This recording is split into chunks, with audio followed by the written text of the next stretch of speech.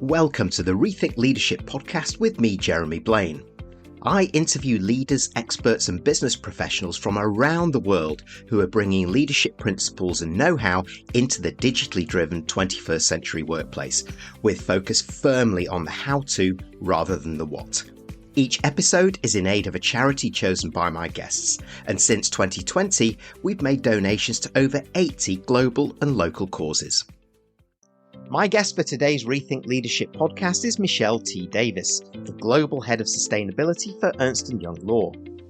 Michelle advises clients and industry bodies across energy transition, climate, and all aspects of sustainability. Her clients include those who are participating in sourcing clean energy and sustainability solutions, as well as those providing the financing for these, including governments, banks, and corporates. Michelle has been granted industry recognition, including being listed as a leader in renewables by the Lawyer Hot 100 Lawyers. And as a senior leader in one of the top 5, Michelle's leadership journey, beliefs and practices make interesting listening, and we take a deeper dive into all that through our conversation. We're pleased to make a donation to Llanwrwd, the superb charity in Wales, with a mission to eradicate homelessness for young people and vulnerable women. You can find out more at www.llamau.org.uk. Michelle, thanks very much for joining me. Please introduce yourself, your work and your passions. Well, thank you, Jeremy, for inviting me to do this podcast with you. It's been great getting to know you over the last few months. I am Michelle Davies. I'm known as Michelle T. Davies, and there's a reason for that, because for 44 years I was Michelle Thomas. And so rather than take my surname into my new surname, I took it as a middle name. So I'm Michelle Thomas Davies, Michelle T. Davies. So I'm quite passionate about that T. If anyone who knows me will know I like the T to be there. I am currently Global Head of Sustainability and Clean Energy for EY. What that means is in the legal practice, I pull the team together and drive forward our practice across the net zero energy transition, and also helping clients understand sustainability regulation in conjunction with other service lines within EY, so specialists in our consulting and our tax and our ESG practices, bring those together to deliver a holistic integrated solution where law just slots into that. I've been at EY now for almost 3 years. It genuinely is an incredible organisation. Sustainability is at its core and at its heart in terms of how we approach the sector. You can probably tell that one of my passions is sustainability. I've been involved in the sector for over 25 years. I absolutely live and breathe it, and I'm not in any way put off or demotivated by things that are currently happening globally. For me, the train has left the station. This is the direction of travel. We all just have to pivot and realign ourselves so that we can ensure that at all times sustainability is valuable for everybody who is participating in it. So sustainability, huge passion of mine. My other passions, like most people, are my family, my husband and my son, who you just saw, Jeremy, as well as living in the moment and living in the countryside, which is where I live in Monmouthshire, being outside, appreciating all the natural beauty that is free for us to enjoy. Yeah, so those are my main passions. I could have answered that same question in the same way with the passions. Living in the countryside, I'm quite close to you, being in the Cotswolds, and it is about coming back and connecting back to nature, and I can understand that from your passions around sustainability and around what you're doing. You'll see that happening. You live and breathe it, but it's also under your foot as you're walking in the hills there as well. Just an aside question. There are a few organizations I'm working with, and there is now a discussion around sustainability and regenerative leadership, regenerative companies. Do you have the same kind of discussion internally? Do you see a difference? So asking that question now is pertinent. If you'd asked it 12 months ago, I think I would have given you a different answer, Jeremy, if I'm honest. I think that for most organizations right now, there is so much disruption and so much uncertainty that everything they do has to enable the business to survive valuably. So in my experience, very few organizations are going above and beyond what they need to do. What drives what they need to do? Well, first, regulation. Secondly, what their key stakeholders require. So even if regulation doesn't require you to do something, if your shareholders or investors or customers are requiring you to do something, or indeed your employees, if you want to retain and recruit the best, require you to do something, they'll do that. And then a small percentage of organizations will see what they have to do as being more than that, being more than what the regulation and their stakeholders require, and being something that is going to position themselves to be more financially valuable in the future.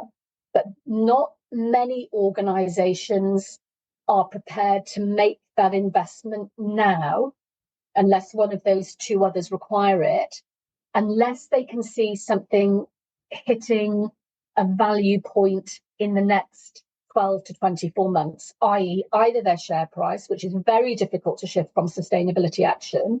It can go down, as we know, as a result of negative profile, but difficult to shift it up, or if it hits the bottom line. And if it's not going to do that, they will struggle to do more than is required, unfortunately. And that is just where we are at the moment. I think as we come out of this period where we're sort of all realigning and adjusting to the new world order, as we emerge out of that, I think things will get back on track and people will see the wood through the trees in terms of how sustainability can really impact value, and they will become regenerative rather than just sustainable. But right now, I don't think we're there. Sorry, it's a long-winded answer, Jeremy, but I think that's where we are. I'd agree with you. And we're more reliant on leaders like you who are forces for good as much as forces for business to keep that voice there. Like you say, the train has left the station on this, so we have to keep that burbling away while we figure out how this new world order is going to figure out and figure out whether the current brand of capitalism will allow us to do that. This is where we're locked in as well, isn't it? No, absolutely, Jeremy. And I know you advise organizations as well as I do, and my organization does. And as advisors, we need to be cognizant of that. We need to understand where our clients are in the real world within which they operate. And we have to help them make the right decisions for their longevity, for their value, and for their long-term sustainability, which also, though, ensures that they are on the right track so that when the whole sustainability agenda picks up pace again, which it absolutely will, for reasons I can explain if anybody's interested, it will happen.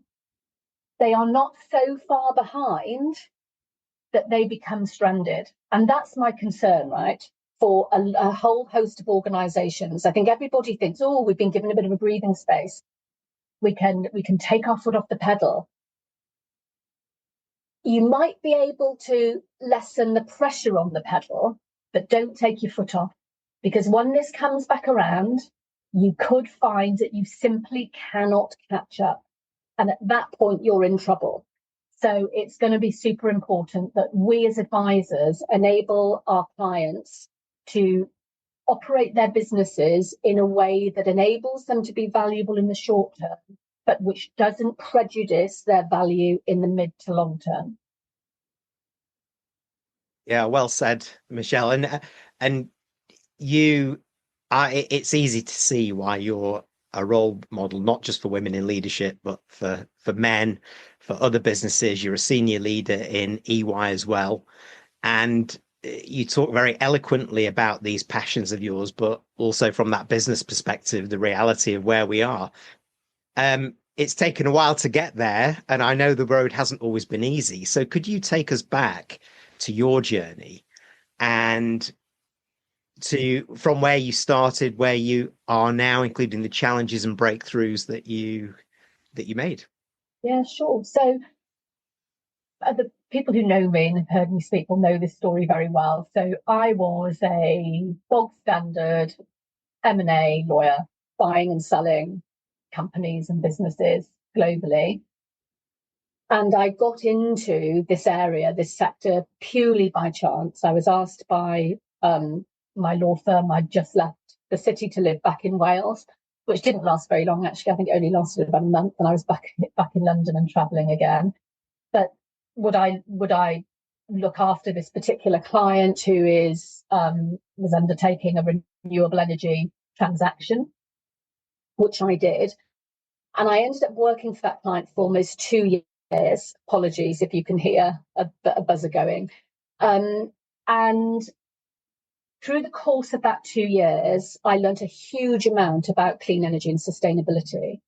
And I could sense that this was an area that was going to become more important. The UK government was starting to look at providing subsidies for certain technologies. And I asked my business if I could go to a conference in New York. And there were very, very few conferences of this kind at the time. I mean, it's over 25 years ago, right? So there were very few. So off I go to New York and I sit there and I listen and I come back and I say to my partners, there's this thing called climate change. And it's going to be really big. And it's going to be all over the news. And it's going to be all over the newspapers. And we need to focus on it. And at the time, this is, well, Michelle, you're doing really well on the M&A. Just have that as your hobby in the background. And then I started to build up the practice. And they said, okay, spend 50% of your time on it. Well, I didn't. I spent 100% of my time. And we built up a really big team. And we absolutely loved working in the sector. And we were at the forefront of the sector.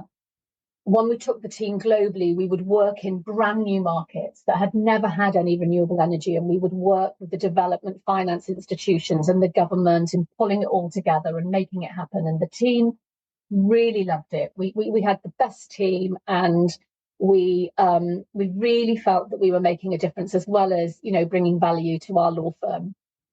And so I continued doing that within my law firm and had a really fantastic career. My colleagues were fantastic. My law firm was hugely supportive of everything I was doing.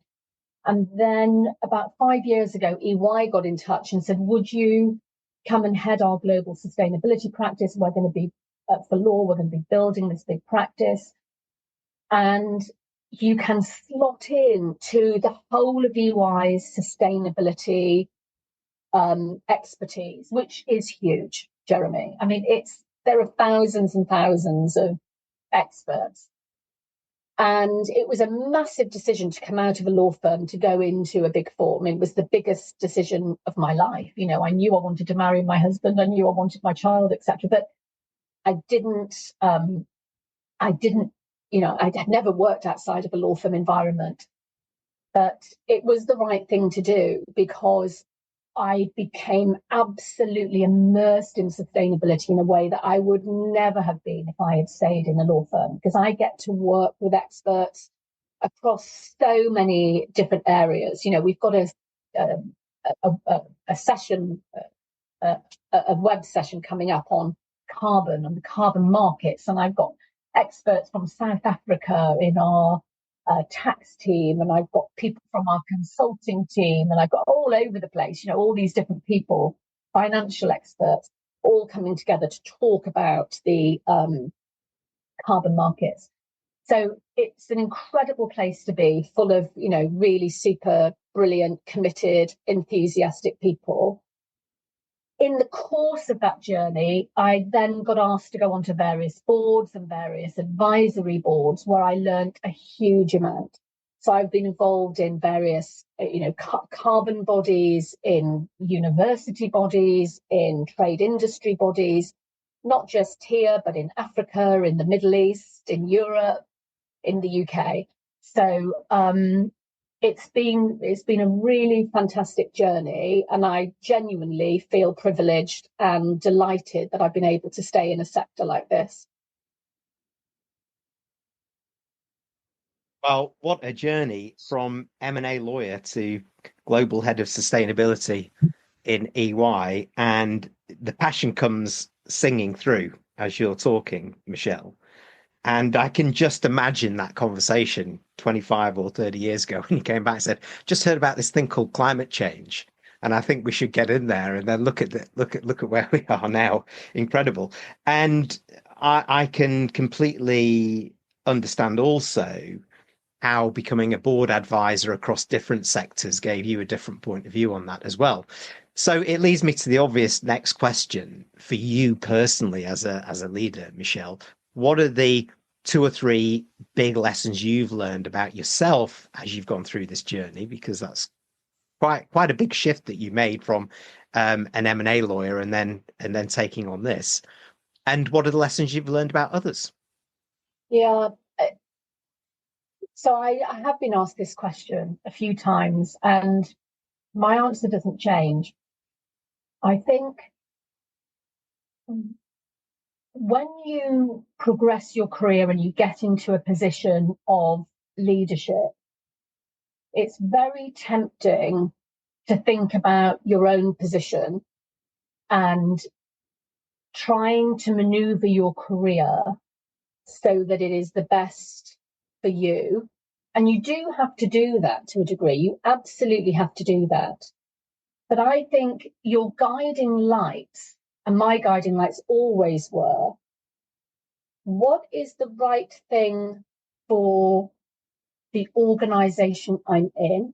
What is going to be best for that organization? Even though it might be best for me, it might not be best for that organization.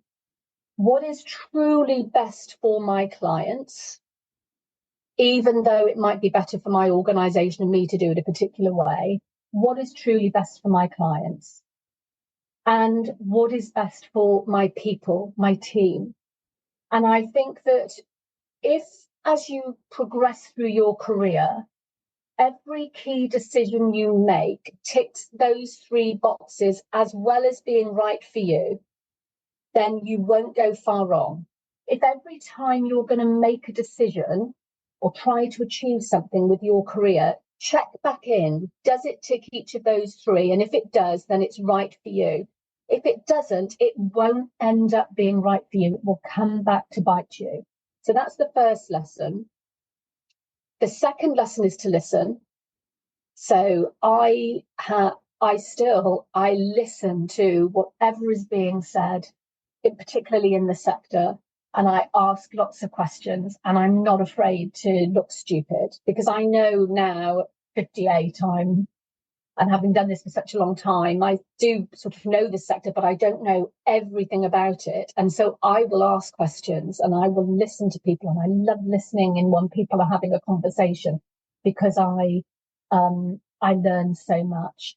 And the other thing that I've learned is you can't come back and do this again. So, and I know everybody says this, but have fun, make it fun, have a laugh, have fun with your clients and enjoy the people who are with you, and bring people into your team who enjoy it and are fun. And you then create something that is quite special.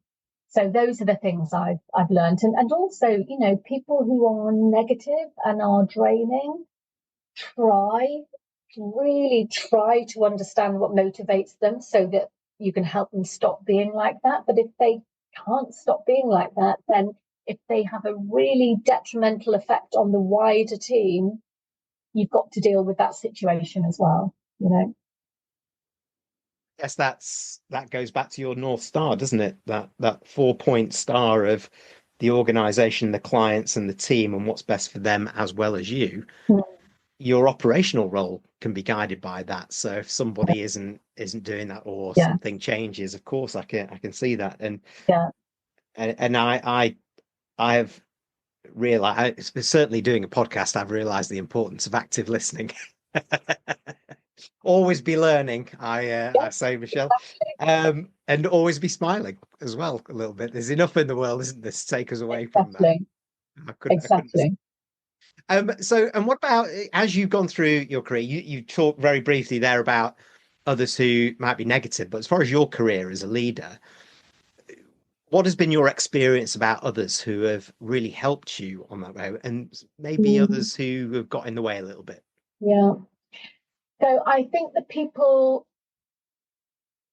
who have really, if I look back at my last law firm and the CEO, he was incredible because he took time to listen. And same in EY now. The people I think who are leading have very similar qualities. They listen, and they've listened to me, they've understood me, and then they've given me autonomy to get on and do it and haven't breathed down my neck. And I've taken that on board now. So my team know I will give them as much autonomy as they can stand. I'm there to support, but I really like people to prove themselves and just get on with it. And that's what the leaders that have helped me have done. So that would be the first thing. I think the second thing that I love about really strong leaders are those that have got a sense of drive and purpose and are real visionaries and set a clear strategy and expect everybody to be delivering it. I'm not into this sort of management speak, and you listen to somebody say what the strategy is and you come away thinking, well, I could have written that in 2 words. That's not a strategy. It's a mission statement. Can we please have a strategy on where we are now, point A, and what does point B look like, and how are we going to get to point B, and what does point C look like, and what is the pathway ahead, and everyone gets on board. So being strategic, but then having that drive and real energy to motivate everybody, I absolutely love. And I also love leaders who are very clear with their expectations of you.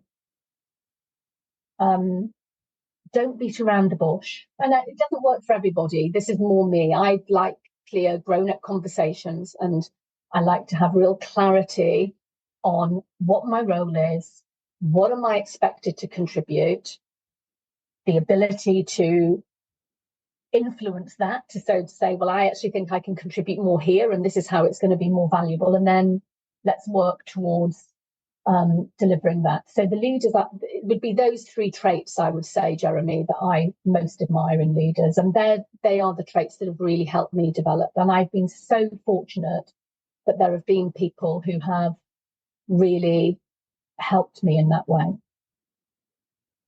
If I take you to the other side of the coin, then what are the 2 or 3 traits that when you look at some modern leaders these days, you think, well, just don't let me anywhere near that person. They're going to damage the organization, the clients, the team, whatever. I think that those that have read too many management books, right? Too many self-help management books and I can think of a number of people that I've come across in my career, and it's like they're talking a different language. And so I don't like that. I also don't like leaders who, once they get into a position, think they then know it all, Jeremy. So once they get the title, now I know more than everybody else knows about this area because I have the title. That's not a good leader. A leader is somebody who is cognizant of the fact and the need to continue learning, and that they are only as good as their team, right? So, and also people who dictate and micromanage. I think really good leaders are there to support. There to, they should set a direction. They should be there to support, but they should let people get on and deliver. People who are constantly breathing down your neck and on your case, that's not leadership, that's management. And I think that's a really important point to make, right? There are certain people who call themselves leaders, but really they are managers. And there's a huge distinction between managers and leaders. Yeah, it reminds me of what's another guest on this podcast talked about. He said those kind of leaders are not managers, they're damagers.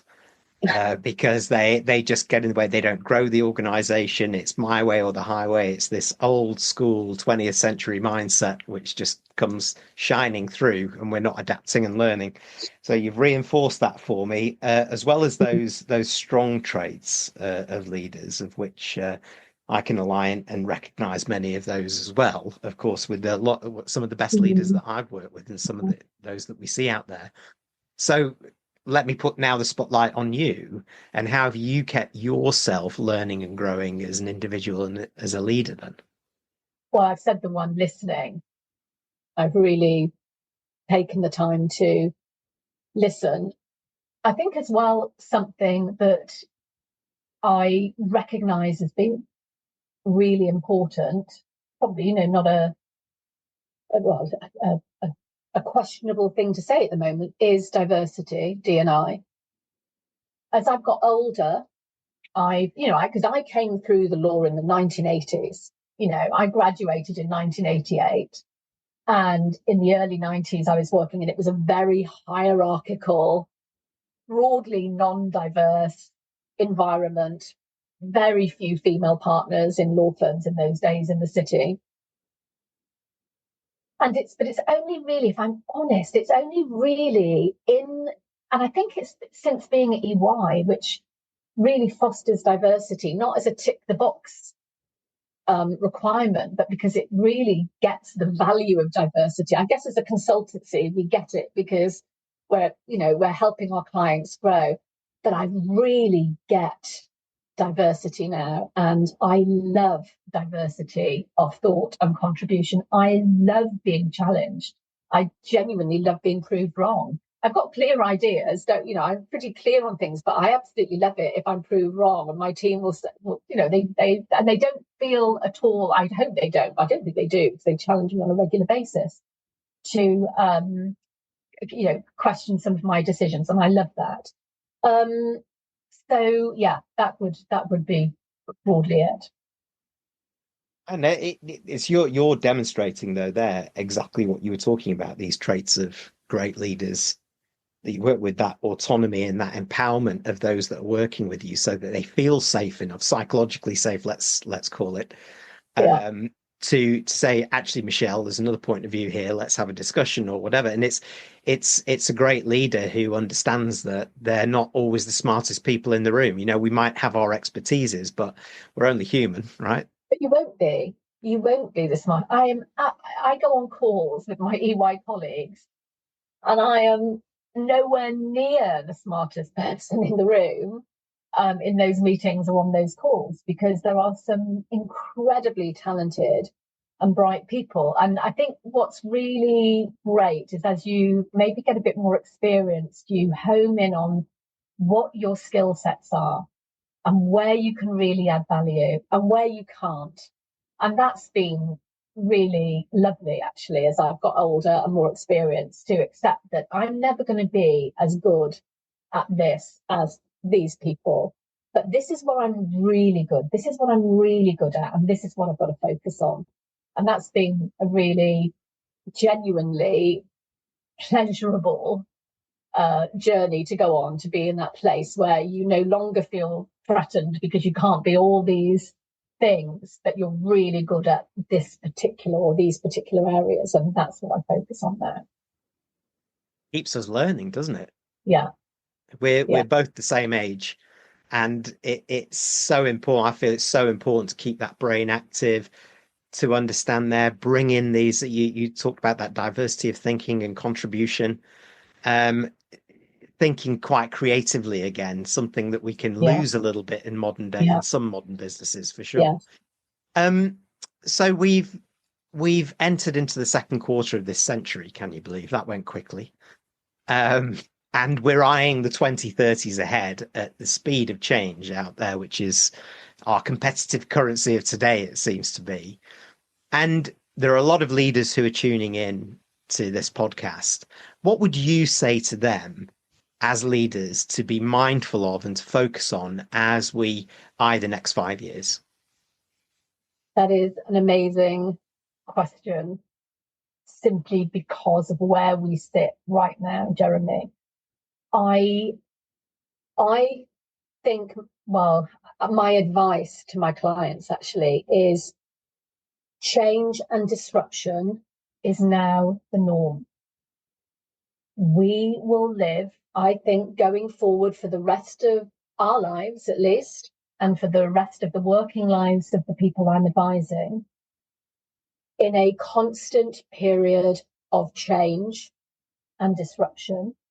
And therefore, as a leader, you have to be able to contextualize where your business is now. And, you'll have a strategy, but you have to have strategies for change. You have to be able to pivot, and you have to be able to realign and reassess.